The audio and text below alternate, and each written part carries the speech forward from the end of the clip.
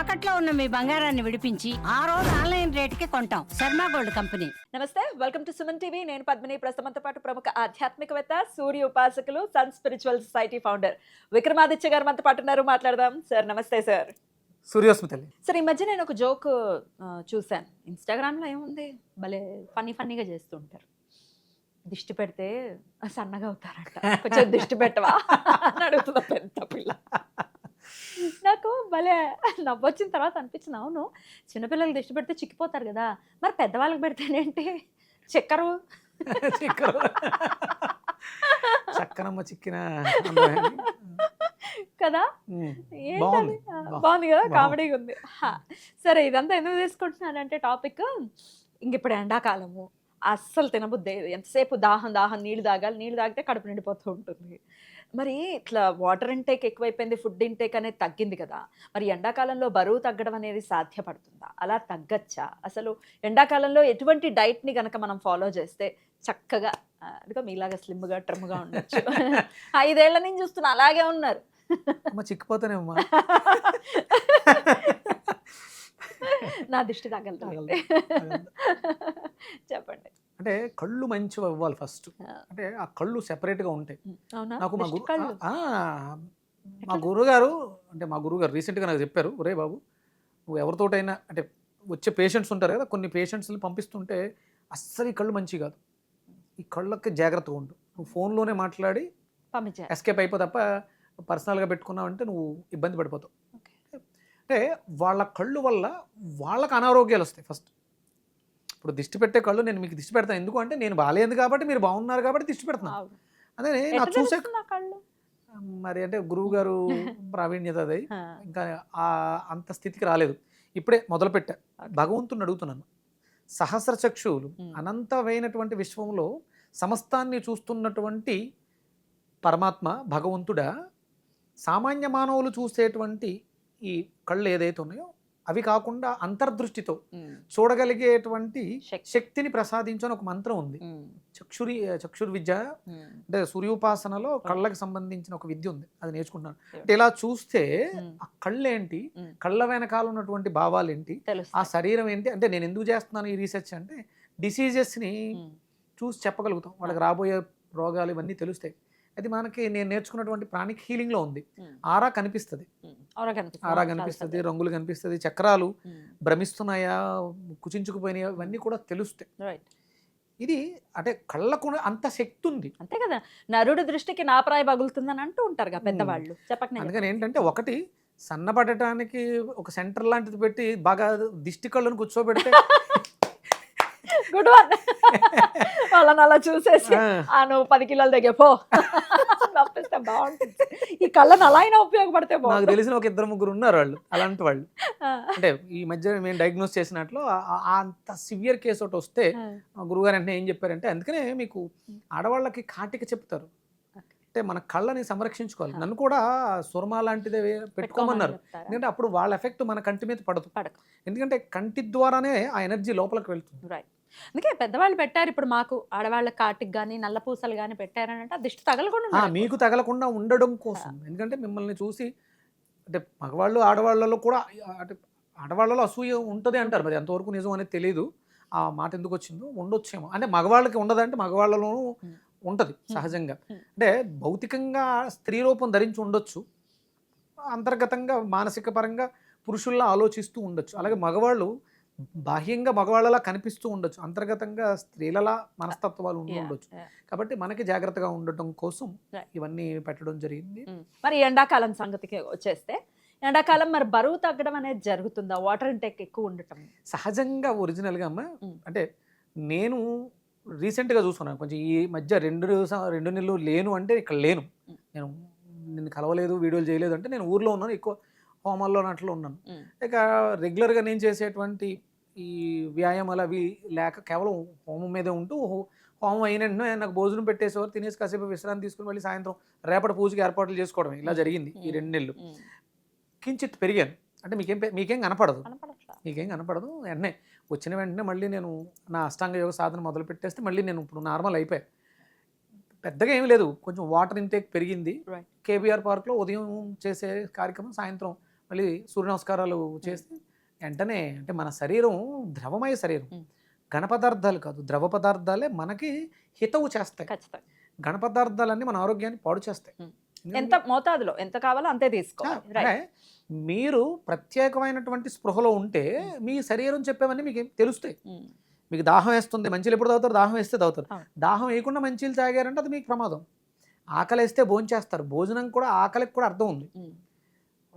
అంటే ప్రకృతిలో యానిమల్స్ ఉంటాయి కదా, దానికి ఆకలేస్తుంది. ఆకలేస్తే ముందెళ్ళి మంచిలు తాగుతుంది. మంచిలు తాగిన ఆకలి తీరకపోతే అప్పుడు వేట గురించి ఆలోచిస్తుంది. అందుకని మీకు ఆకలిస్తే ఫస్ట్ మంచిలు తాగాలి. ఇది దాహం వల్ల వచ్చిన ఆకల, ఆహార పదార్థం కోసం వచ్చిన ఆకల తెలియాలి. ఆ స్పృహ మనకు లేదు. ఉదయం ఆకలి ఫలాహారం కోసం, పళ్ళ కోసం, ఇడ్లీ, దోశ, వడ, పూరి వీటి కోసం కాదు మన నిజం. ఇది వేదం చెప్పింది. అందుకనే మన లియో డైట్కి వేదిక్ క్యాన్సర్ ఇండియన్ డైట్ అని పెట్టాను. నేను కంపల్సరీ నువ్వు ఏమైనా సరే ఉదయం కంపల్సరీ ఫ్రూట్ తీసుకోవాల్సిందే. అది ఫలహారం. ఫలహారం అంటే ఇడ్లీ ఇవి కాదు. భోజనం అంటేనే అన్నం, ఫలహారం అంటే టిఫిన్ కాదు. ఫలహారం అంటే పళ్ళే తినాలి కంపల్సరీ. అలా అంటే మనం ఈ సమ్మర్లో మీరు వెయిట్ లాస్ కోసం ఎట్లాంటి డైట్ ఫాలో చేయమంటారు? పొద్దుటే పళ్ళమ్మ. ఇప్పుడు ఈ సీజన్లో వచ్చే పళ్ళు ఏంటి? వాటర్మెలన్ చాలా విరివిగా వస్తుంది, తర్బూజా వస్తుంది. ఇవన్నీ మీకు చాలా అద్భుతమైనటువంటి, అంటే మీ బాడీలో ఇంతకు ముందు ఉన్నటువంటి ఎసిడిక్ నేచర్ వల్ల ఫామ్ అయినటువంటి వేస్ట్ మెటీరియల్ అంతా కూడా బయటకు వెళ్ళిపోతుంది, ఎలిమినేట్ అవుతుంది. అంటే మనం కొంత శ్రమ చేస్తే 10ంతల ఫలితం సమ్మర్లో వస్తుంది. ఎక్కువ కష్టపడక్కల, తక్కువ శ్రమ పడినా ఎక్కువ ఫలితం సమ్మర్లోనే వస్తుంది. అందుకని ఏంటంటే పొద్దుటే పళ్ళు. అలాగే ఈ సమ్మర్లో మనకి మంచి మామిడికాయలు వస్తాయి, మామిడి పళ్ళు. ఇప్పుడు అదే సార్ భయం కూడా, కొత్త ఆవకాయ ఉందంటే మళ్ళీ మా కుంభాలు లాగించేయడమే. కొత్త ఆవకాయ ఇప్పుడే చూడండి నీళ్ళు వచ్చేస్తాయి నాకు. అప్పుడు ఆ విజువలైజేషన్ మామిడికాయలు తినేస్తున్నట్టే వచ్చేస్తుంది. సో బాగా అంటే ఫుడ్ బాగా ఇంటేక్ తీసేసుకుంటాం కొత్త ఆవకాయ తినాలి అన్న ఇదితో. సో ఎట్లా మరి వెయిట్ లాస్ అవ్వటం కోసం ఎట్లాంటి కంట్రోల్ ఉంచుకోవాలి, అలాగే మధ్యాహ్నం ఎలా తినాలి, సాయంత్రం ఎలా తినాలి? ఈ సమ్మర్ అంతా కూడా మనం ఆకుకూరలతో తేలికగా జీర్ణమయ్యేటువంటి లంచ్ మాత్రమే. మీరు అంటే ఆవకాయ మంచిదే, కానీ ఆవకాయలో వాడేటువంటి ఇప్పుడున్నటువంటి ఏదైతే స్పైస్ ఎర్రకారం ఉందో అది చాలా ప్రమాదం. క్యాన్సర్స్ ముదిరిపోతున్నాయి, చాలా దారుణమైనటువంటి క్యాన్సర్స్. కొట్టించిన కారమే వాడమంటారా? మీరు ఏది వాడినా ఆడు మందు కొట్టిన ఎండుమిర్చే. మీరు దాన్ని కొట్టించినా, ఎండబెట్టినా, మిల్లాడినా, ఏమాడినా కారం ప్రమాదం.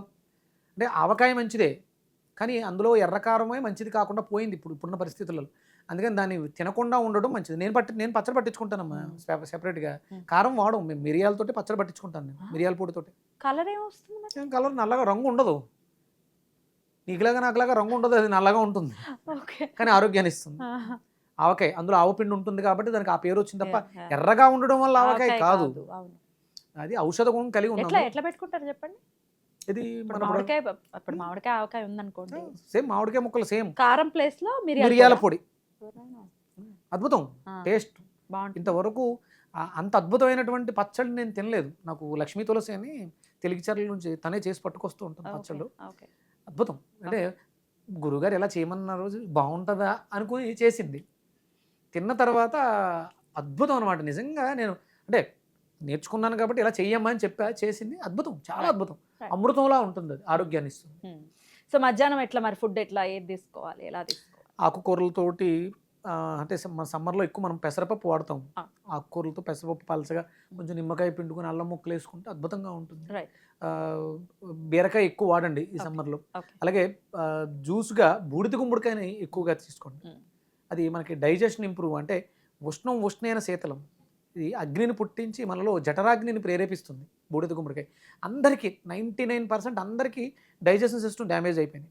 దాన్ని మీరు బాగు చేసుకోవడానికి ఈ సమ్మర్ చాలా బాగా ఉపయోగపడుతుంది. ఇక సాయంత్రం విషయానికి వస్తుల్లోకి టిఫిన్లు కానీ భోజనం కానీ పూర్తిగా మానేసి కొంచెం వేడిగా ఉండడానికి జావ తీసుకోండి. వేపుడు జావ, బియ్యం జావ, అరికెలు, సాగులు ఏవో ఉన్నాయి కదా, వీటిలన్నింటినీ జావ రూపంలో తీసుకోండి. చాలా తేలికగా జీర్ణం అవుతుంది. వెయిట్ తగ్గడానికి మీకు అద్భుతంగా ఉపయోగపడుతుంది. కొంతమంది ఏదో నైట్ దాన్ని వండేసుకొని జావ కాసి పక్కన పెట్టుకుని ఉదయం తీసుకుంటూ ఉంటారు. అంటే అది ఎప్పుడు తీసుకోవాలంటే 11 గంటలకు తీసుకోవాలి. అంటే పొద్దుట 7 గంటలకి 8 గంటలకి తీసుకోకూడదు. బ్యాక్టీరియా ఉంటుంది కదా దాంట్లో, ఫామ్ అయి ఉంటుంది. ఫామ్ అయి ఉంటుంది. అది అన్ని 10 దాటిన తర్వాత మ్మ్. అంటే లంచ్కి దగ్గరగానే తీసుకోవాలి. అదే లంచ్ ఒరిజినల్గా. పొద్దుట ఫలాహారం అంటే ఫలాహారమే. మ్మ్. మీరు తోడుపెట్టిన అన్నం మ్మ్. ఇవన్నీ మంచిదే. అంటే ఆ టైంలో ఎంత ప్రోబయోటిక్ అయినా సరే మీరు ఉదయం మీ బాడీని ఆల్కలైన్ చేయడానికి, ఎసిడిక్ నేచర్ని నార్మల్ చేయడానికి పళ్ళు కంపల్సరీ తీసుకోవాలి. రైట్. మీకు ఇష్టం ఉన్నా ఇష్టం లేకపోయినా Right. ఏదైనా ఒక ఫ్రూట్ హెవీగా తీసుకోవాలి. లంచ్లోకి ప్రోబయోటిక్, అలాగే నైట్ ఈవినింగ్ ఆఫ్టర్ 6 ఏదైనా వేడిగా ఉండేటువంటి గోరువెచ్చగా ఉండేటువంటి జావ మీకు మరింత అరుగుదలను మెరుగుపరచడానికి. వెయిట్ లాస్ మీరు రెగ్యులర్గా మామూలుగానే ఏమీ చేసినా చేయకపోయినా 2-3 కేజీలు ఎలాగో తగ్గుతారు. ఇంకొక 2-3 కేజీలు ఎక్స్ట్రా తగ్గుతుంది. Right. దయచేసి ఫ్రిడ్జ్ వాటర్ తాగకండి, కుండ వాటర్ని తీసుకోండి. Yes, definitely. చాలా చక్కగా తెలియజేశారు సార్. డెఫినెట్గా ఇది ఉపయోగపడుతుంది. చాలా ఈజీగా వెయిట్ లాస్ అవ్వచ్చు ఈ సమ్మర్లో ఇటువంటివన్నీ ఫాలో చేస్తే. అందుకే మిమ్మల్ని అడగడం జరిగింది. చాలా చక్కగా తెలియజేశారు. కృతజ్ఞతలు. నమస్కారం సార్. సూర్యోస్మి తల్లి. సూర్యోస్మి.